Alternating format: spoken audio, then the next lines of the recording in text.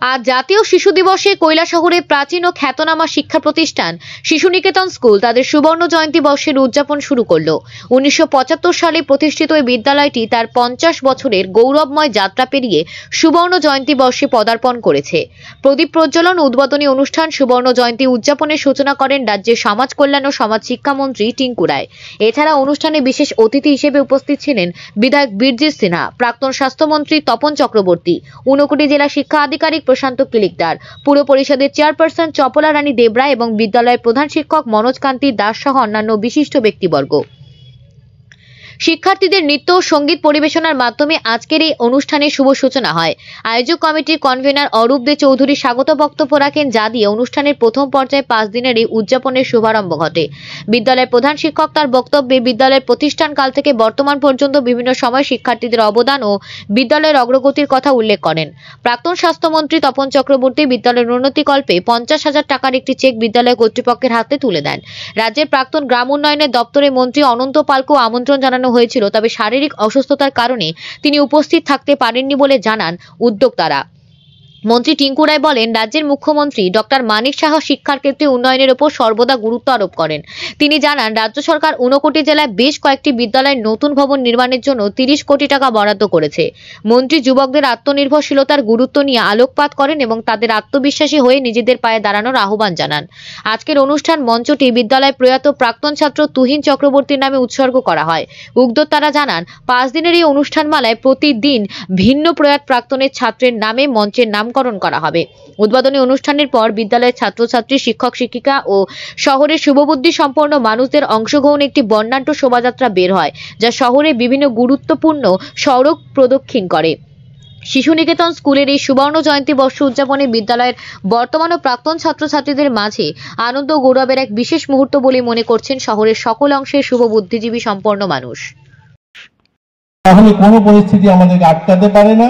সেই শীতল দেবী আমাদেরকে দেখিয়েছে 2024 সালে। এই স্কুলটা গুটি গুটি পায়ে এগোচ্ছে। আমরা চাই আরো এগোক। আমাদের সরকার, আমাদের মাননীয় মুখ্যমন্ত্রী শিক্ষা ক্ষেত্রে আপনারা জানেন কোনো ধরনের কম্প্রোমাইজ, কোনো ধরনের স্যাক্রিফাইস করেন না।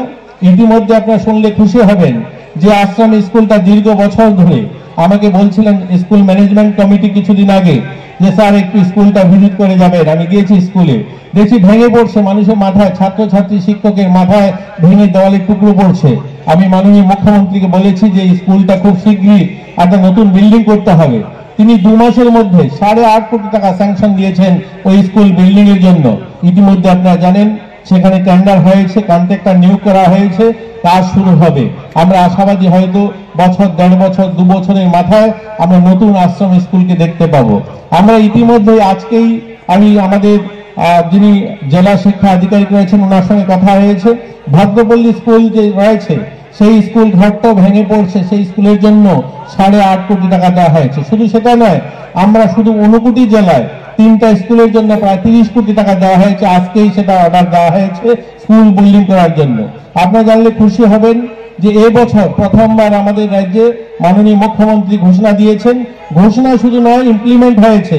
এবার 100 জন 12-এ যারা পাস করেছে, প্রথম 100 জনকে সরকার প্রতি মাসে 5,000 টাকা করে তাদেরকে কলেজ কমপ্লিট করার জন্য দেওয়া হবে। প্রত্যেক মাসে 5,000 টাকা, অর্থাৎ বছরে 60,000 টাকা। 3 বছর কলেজ কমপ্লিট করার জন্য 1,80,000 টাকা করে 100 জন ছাত্রছাত্রীকে দেওয়া হয়েছে।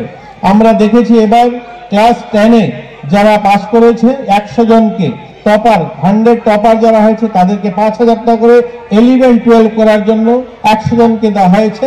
আমাদের ঊনকোটি জেলার কৈলাস শহরে অনেক ছেলে মেয়েরা সেটা সুযোগ পেয়েছে। খেলার ক্ষেত্রে, খেলাধুলায় আমরা কোনো ধরনের কম্প্রোমাইজ, আমরা জানেন যে ইতিমধ্যে আমরা কৈলাস শহর মহকুমায় অনেকগুলো মাঠকে উন্নতিকরণ করছি। কৈলাস শহর মাঠকে আমরা একটা সিনথেটিক অ্যাথলেটিক ট্র্যাক সহ, সেখানে ফুটবল অ্যাথলেটিক ট্র্যাক এবং ফুটবল মাঠ সহ সেটার উন্নয়ন করছি। আমরা টিলাবাজার যে মাঠটা আপনারা জানেন যেখানে প্রতিনিয়ত ফুটবল খেলা হয়, তার জন্য প্রায় 15 কোটি টাকা স্যাংশন দেওয়া হয়েছে, কাজ শুরু হয়েছে। ডলুগাঁওয়ের মাঠের কাজ শুরু হয়েছে, ফটিকরা মাঠের কাজ শুরু হয়েছে, আমরা গোলকপুর মাঠের কাজ শুরু হবে ইতিমধ্যে। অনেকগুলো মাঠ আমরা আমাদের ঊনকোটি জেলায় শুরু হয়েছে। ঊনকোটির সার্বিক উন্নয়নে আমাদের সরকার, মাননীয় মুখ্যমন্ত্রী সহ সকলেই প্রচেষ্টা রয়েছে যে ঊনকোটি শৈব তীর্থকে উন্নয়ন করা। আমাদের ঊনকোটি শৈব তীর্থকে ইতিমধ্যে আমরা প্রায় 70 কোটি টাকা খরচা করে সেখানে ট্যুরিজম ডেভেলপমেন্টের অনেকগুলো কাজ শুরু হয়েছে। যাই হোক, অনেক কথা বলার ছিল, সময় ঘনিয়ে আসছে, কারণ আপনারা শোভাযাত্রায় বেরোবেন, শহর পরিক্রমা করবেন। যাই হোক, আপনারা আপনাদের এই সুন্দর অনুষ্ঠানে আমাকে আমন্ত্রণ জানিয়েছেন। আমি আপনাদের 50 বছর পূর্তি অনুষ্ঠানে নিজেকে সামিল করতে পেরে গর্ববোধ করছি।